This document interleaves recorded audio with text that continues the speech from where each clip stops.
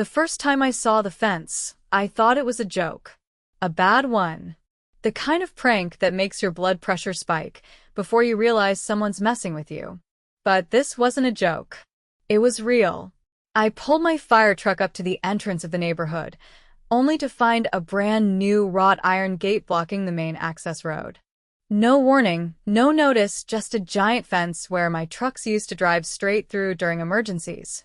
I barely had time to process it when a woman in a crisp white blouse and an unnecessary amount of pearl jewelry came striding toward me with a clipboard in hand.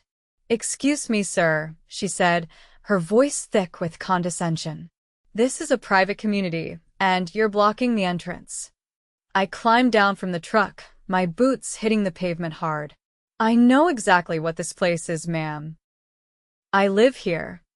Her face twitched slightly, as if the idea of a firefighter residing in her pristine, over-regulated neighborhood was personally offensive. "Then you should be aware that the Homeowners Association has implemented a new security measure. This gate is to prevent unauthorized traffic." I folded my arms. "Unauthorized?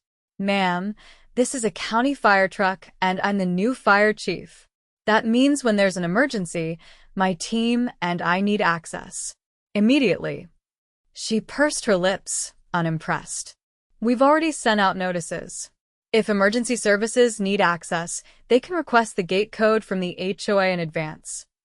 I stared at her, waiting for her to realize how ridiculous that sounded. She didn't. "You expect firefighters to stop and request permission while someone's house is burning down?" I asked. "Our community has rules, Mr. McAllister. David McAllister."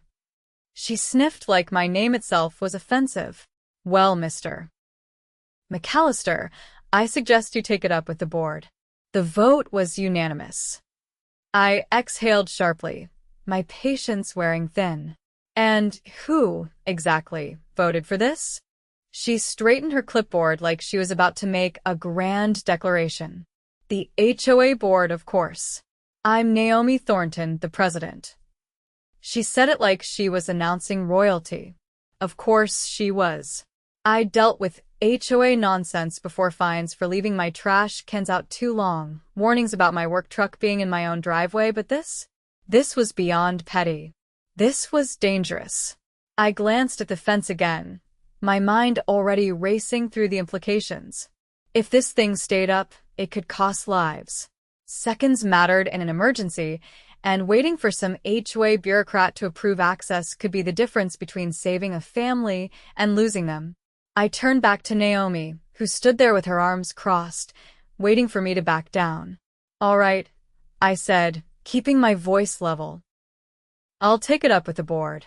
Her lips curled slightly, satisfied that she'd won this round. She had no idea what was coming. I didn't waste any time. After my shift ended, I drove straight to my house, parked, and started making calls. If the HOA thought they could turn my own neighborhood into a death trap, they had another thing coming. First, I contacted the county fire marshal, laying out the situation in detail. The moment I explained that a newly installed HOA gate was obstructing emergency access, he didn't hesitate. He promised to escalate the matter immediately. Next, I called the city planning office to check if the HOA had secured permits for the gate. As expected, they hadn't. With that confirmation, I had my first real leverage. But I wasn't done.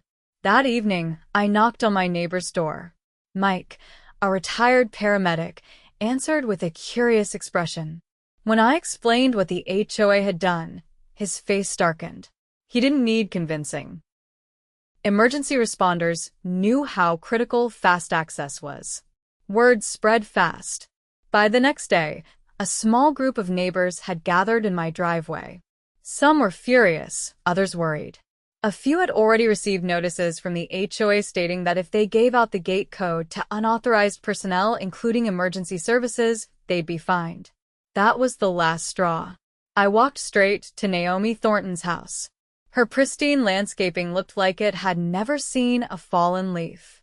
The door opened before I could knock twice. She stood there, her expression carefully neutral, but I could see the irritation behind her eyes. I assume this isn't a social visit, she said. I handed her a folder. County Fire Marshal's Office. This gate is a violation of emergency access laws. She barely glanced at it. The HOA's legal team reviewed our decision. We're well within our rights as a private community. I had expected that answer. I pulled out a second document. City Planning Office confirmed you never filed for a permit. This gate is illegal. That got her attention. Her lips pressed together, but she kept her composure. If that's the case, we'll simply file retroactively. I shook my head. Doesn't work that way. You can't ask for permission after you've already blocked off a public safety route. And even if you did file, the city won't allow it. Emergency access roads can't be obstructed. She crossed her arms. This community voted for the gate. We have the right to secure our neighborhood. I took a step closer, lowering my voice. Security doesn't mean risking lives. If a house catches fire, if someone has a heart attack, every second counts. You're gambling with people's safety for the sake of exclusivity. Her expression remained unreadable, but I saw the faintest flicker of hesitation. For the first time, something I said had landed. But rather than admit fault, she doubled down. This discussion is over, she said, stepping back inside. If you wish to dispute the decision, you can take it up at the next HOA meeting. The door closed in my face. Fine. I would take it to the meeting. But I wasn't walking in alone. The next few days were a whirlwind of preparation. I met with the fire marshal in person, ensuring he would back me up if needed. I collected statements from other first responders who had responded to calls in the neighborhood before the gate existed. I even got in touch with a lawyer who specialized in HOA disputes. By the time the meeting rolled around, I was ready. The community center was packed. Residents filled the chairs, some standing along the walls. Naomi sat at the front, her usual air of authority intact. The other board members flanked her, looking less confident. She opened the meeting with the usual bureaucracy, but it didn't take long for the gate issue to surface. I stood, walking to the front, and placed a stack of documents on the table. This gate is illegal, I said, my voice carrying through the room. And it's putting lives in danger. Murmurs spread through the crowd. Naomi sighed dramatically. As I've explained, the board approved this measure. I cut her off. The board doesn't override city and county law. I turned to the audience. How many of you have elderly family members living here? Kids? Anyone with medical conditions? Hands went up. Concerned faces stared back at me. I continued. If an ambulance can't get through in time, what happens? If a fire truck has to wait for access, what's the cost? A man in the back, someone I recognized but didn't know well, stood. My wife has heart issues. If paramedics are delayed because of this, he didn't finish, but his meaning was clear. Naomi's expression remained impassive, but I saw her grip tighten on the table. I gestured to the documents. The city confirmed this gate has no permit. The fire marshal has been notified. If this obstruction isn't removed, the county has the authority to take action. A woman near the front spoke up. Are you saying they can force the HOA to take it down? I nodded. Yes.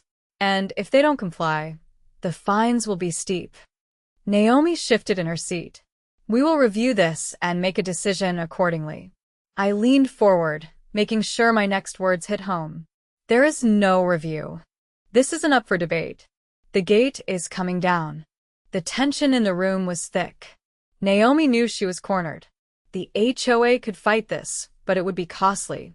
And legally, they had no ground to stand on. After a long silence, she straightened. The board will discuss this matter further. I smiled, but there was no humor in it. You do that. But if the gate isn't gone by the end of the week, the city will do it for you. I turned and walked back to my seat. The murmurs in the crowd weren't just whispers of concern anymore. They were voices of agreement. Naomi had lost control of the narrative. The next morning, I got a call. The HOA had scheduled emergency removal of the gate. I didn't bother celebrating. I just watched from my driveway as workers dismantled the barricade piece by piece. When the last section was hauled away, I left for my shift with one thought in my mind. They had tried to play their game, but I had played it better. The gate was gone, but I wasn't naive enough to think the battle was over. People like Naomi Thornton didn't take losses gracefully. The way she sat stone-faced at the HOA meeting, barely acknowledging the decision, told me everything I needed to know. She wasn't giving up, she was regrouping. That became clear 2 days later when a letter from the HOA landed in my mailbox. I tore it open, already expecting nonsense, and I wasn't disappointed. A violation notice. According to the HOA, my fire truck, the same one I used to respond to emergencies, was an unauthorized commercial vehicle and couldn't be parked in my driveway overnight. They were coming at me from a different angle. I walked back inside, tossing the letter onto my kitchen table. My wife, Lisa, was chopping vegetables for dinner, casting me a knowing glance. "What are they trying now?" she asked without looking up. I rubbed my temples. "They're saying my truck is a commercial vehicle and I can't park it here." She set the knife down and turned to face me fully. "They know you're the fire chief, right? That it's not some personal work van?" "Oh, they know," I said. "This is retaliation, plain and simple." Lisa crossed her arms, her expression darkening. "So, what's the plan?" I exhaled, already running through my options. First, I checked the HOA bylaws. If they think they can twist the rules to harass me, they'd better have something solid to stand on. Turns out they didn't. Their own regulations made an exception for emergency vehicles. I found the clause buried halfway through the document, stating that any vehicle required for first responder duties was exempt from their commercial parking restrictions. Naomi either hadn't read that far, or she was hoping I hadn't. I wasn't about to let this slide. The next morning, I drove straight to the HOA office. The receptionist, a nervous-looking woman with glasses too big for her face, barely had time to greet me before I walked past her desk and straight into Naomi's office. She looked up from her laptop, unsurprised to see me. "I assume you're here about the notice," she said, setting her hands neatly on the desk. I dropped the HOA bylaws onto her desk, already flipped to the relevant section. "I assume you're aware of this exemption?" Her eyes flickered over the page, but her expression remained neutral. "The board has decided to reevaluate how we define emergency vehicles." I scoffed. "You don't get to redefine words just because you lost the last round. A fire truck is an emergency vehicle no matter how you spin it." She leaned back in her chair. "We believe allowing large vehicles to park in driveways lowers property values. Homeowners have voiced concerns." "Name one." She hesitated just for a second, but it was enough. I shook my head. "You're not fooling anyone. This is retaliation, and you know it." Her lips pressed together. "The board will be reviewing this matter at our next meeting." I met her gaze evenly. "I'll be there." Sure enough, when the next HOA meeting rolled around, they had slid my truck's violation onto the agenda. But this time, I wasn't just coming with a stack of documents, I was bringing backup. Several of my fellow firefighters, all residents of the county, showed up in uniform. Mike, the retired paramedic, was there too, along with a few concerned neighbors who had had enough of the HOA's antics. When Naomi tried to argue that emergency vehicles were disruptive to the neighborhood's aesthetic, I let the fire marshal speak. He stood up, adjusting his badge, and laid it out in simple terms. "If you attempt to enforce this rule, the county will get involved. You cannot prohibit emergency personnel from having immediate access to their vehicles while they're on call. It's a matter of public safety." Naomi's jaw tightened. The board will do nothing," I interrupted.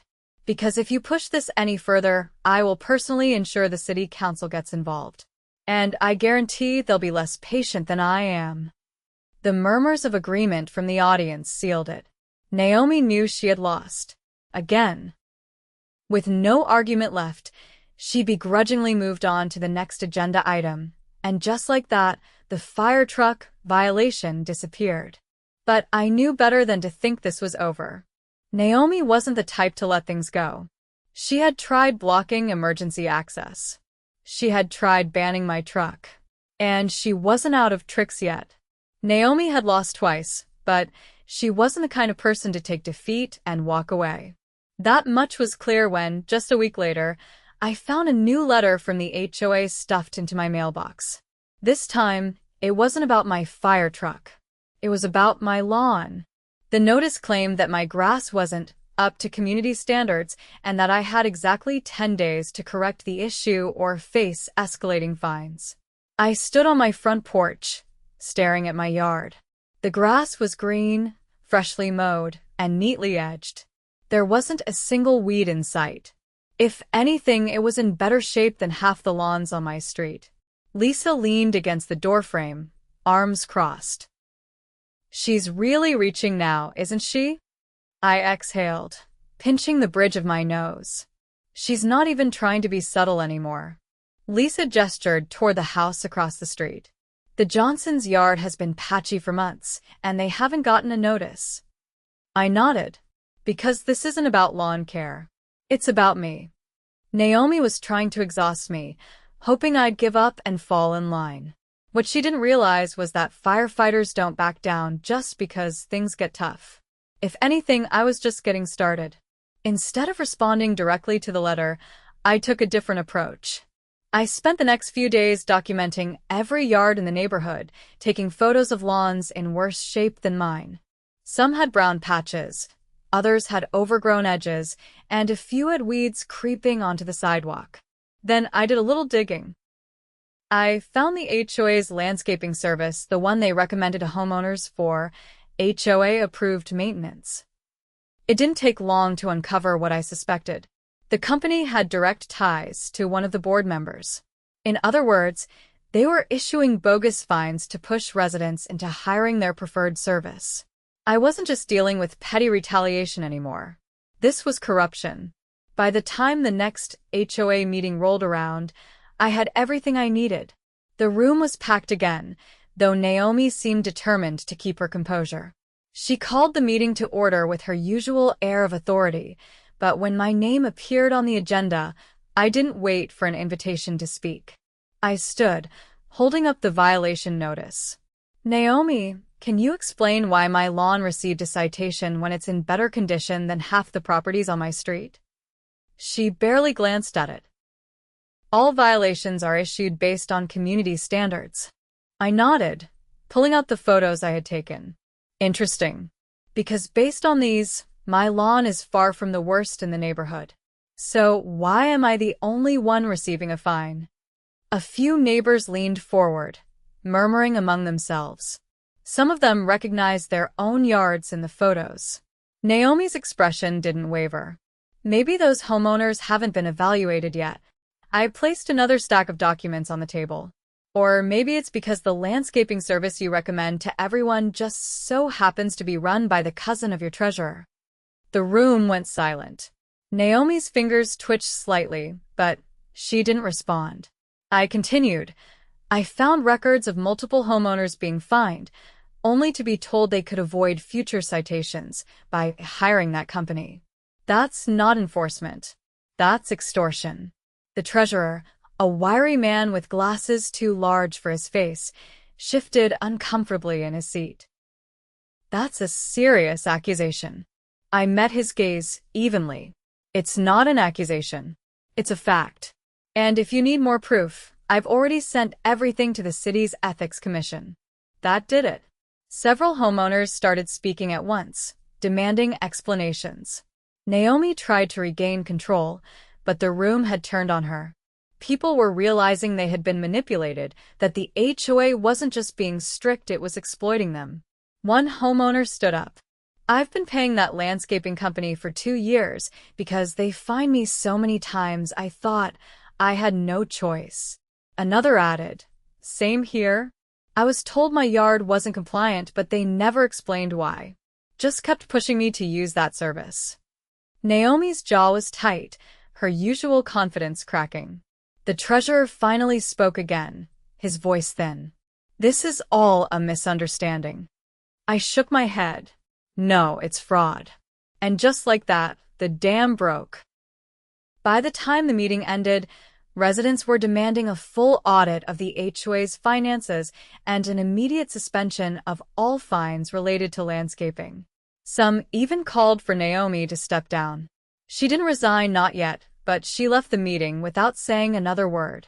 A week later, the landscaping fines were officially revoked. And 2 weeks after that, Naomi Thornton was under formal investigation for financial misconduct. I didn't celebrate. Not yet. Because I knew people like Naomi. She wasn't done fighting. But neither was I. Naomi Thornton wasn't the type to go down without a fight. That much was clear when a notice of community rule amendments appeared in every resident's mailbox just days after the last HOA meeting. It was a desperate move, a blatant attempt to wrest back control, but it only confirmed what I already knew. She was afraid. The amendments were laughable. Buried among minor policy tweaks about mailbox colors and holiday decorations was a new provision requiring all designated emergency vehicles to be parked in a secure off-site location when not actively in use. It was a barely disguised attack on me and anyone else who might challenge her authority. The HOA was trying to rewrite the rules to win a fight they'd already lost. I didn't waste time reacting. Instead, I got to work. First, I checked the HOA's bylaws. Any major amendment required a community vote. Naomi couldn't just dictate new policies like some kind of neighborhood monarch. She needed a majority of homeowners to support her. And given how the last few meetings had gone, I doubted she had the numbers. But I wasn't going to take that chance. That evening, I went door to door, speaking with residents.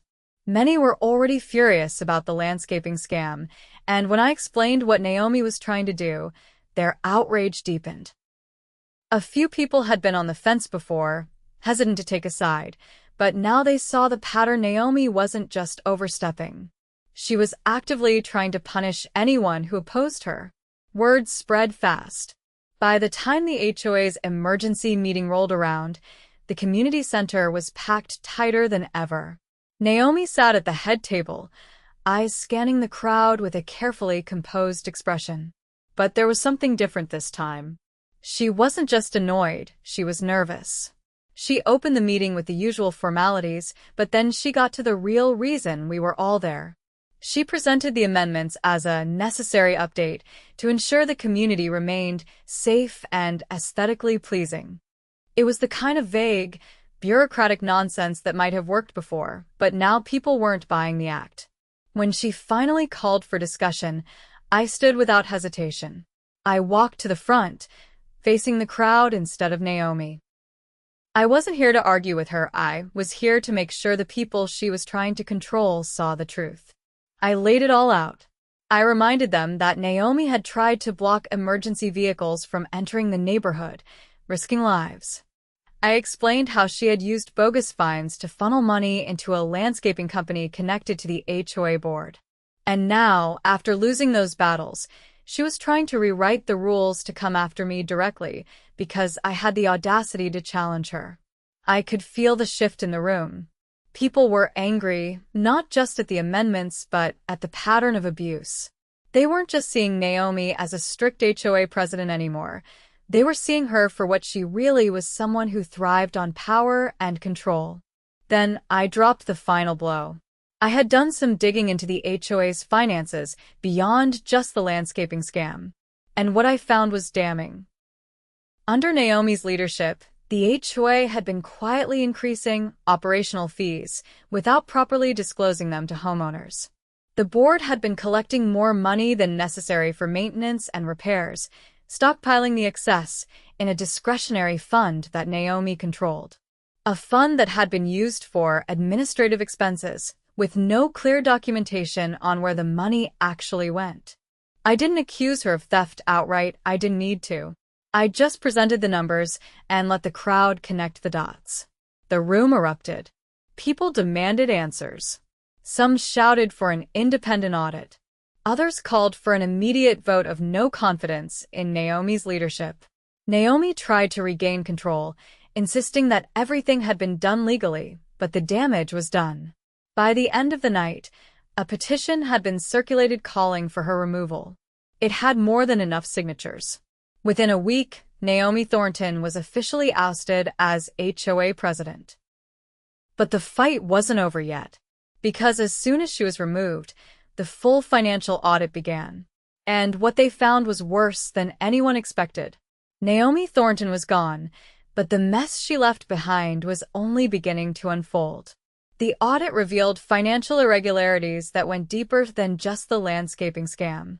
Funds had been misallocated, administrative expenses had no receipts, and a substantial amount of money had been funneled into vague community improvement projects that never actually happened. The HOA board, now scrambling to distance themselves from the fallout, quickly turned on each other. The treasurer, who had been so defensive at the last meeting, suddenly claimed he had no idea where the money went. The vice president, a man who had been largely silent during Naomi's reign, insisted that he had simply trusted the process and had never questioned the budget reports. One by one, they all tried to shift blame, but the numbers didn't lie.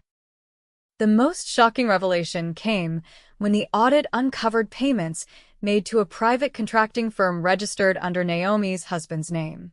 Thousands of dollars had been funneled into consultation fees for services that were never rendered.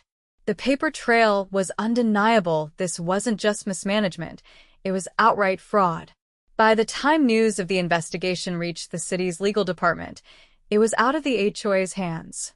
The county stepped in, launching a formal inquiry into Naomi's financial dealings. Subpoenas were issued, and it wasn't long before she found herself facing legal consequences that went far beyond a simple HOA dispute. But while Naomi's downfall made headlines in the local papers, my focus was on fixing what she had broken. The HOA was in turmoil. With half the board resigning in disgrace and the remaining members scrambling to regain the trust of the community, a special election was called to rebuild leadership from the ground up. I had no intention of running, but my neighbors had other plans. Mike, the retired paramedic, was the first to suggest it. He pointed out that I had already done more to protect the community than any HOA president before me. Others quickly agreed. People wanted someone they could trust, someone who wouldn't use the HOA as a personal power trip. I resisted at first. My job as fire chief already demanded enough of my time, and I had no interest in dealing with endless HOA bureaucracy. But as more and more neighbors urged me to step up, I realized that if we didn't take control of the HOA, someone like Naomi would just rise in her place. So I agreed, but on one condition. We weren't just going to elect a new board. We were going to overhaul the HOA entirely. The first thing we did was strip the HOA's ability to issue arbitrary fines. Any penalties would now require a majority vote from an independent review committee made up of non-board members. No more surprise violations, no more selective enforcement. Next, we established full financial transparency. Every expense had to be publicly documented, with quarterly reports available to all residents. No more secret slush funds, no more unexplained fees. We also implemented a new emergency access policy. No future board would ever be able to block first responders from doing their jobs. The fire department, police, and paramedics were given permanent access codes, and any attempt to obstruct emergency services would result in immediate legal action.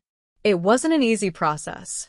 There were plenty of arguments, plenty of resistance from the old guard who wanted to keep the HOA's power intact.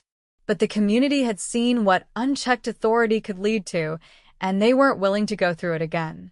By the time the dust settled, the neighborhood was unrecognizable not in appearance, but in atmosphere. Gone was the constant fear of petty fines and arbitrary rules. People felt like they had control over their own homes again. And as for Naomi Thornton, she ended up facing multiple charges of financial fraud and embezzlement. The county prosecutor made an example out of her, ensuring she wouldn't be pulling the same stunt in another neighborhood anytime soon. I never saw her again after the trial, but I heard she had to sell her house to cover legal fees. The irony wasn't lost on me. After all the years she spent dictating how others could live, she was now the one being forced out. In the end, the HOA didn't just survive, it became something better. Not because of me, but because the community stood together and refused to be controlled. And as I sat on my porch, watching my fire truck parked safely in my driveway, I knew one thing for certain. This neighborhood would never be ruled by fear again.